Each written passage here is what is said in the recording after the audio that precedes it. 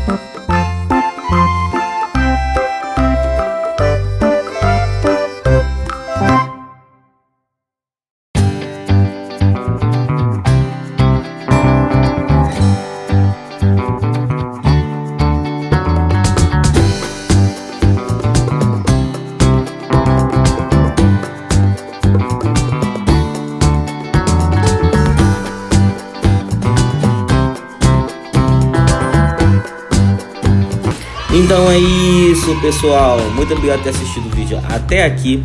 Comenta aí embaixo o que você achou do vídeo. Assista os outros vídeos que estão aparecendo pra você aí no card. Valeu, tchau, fui.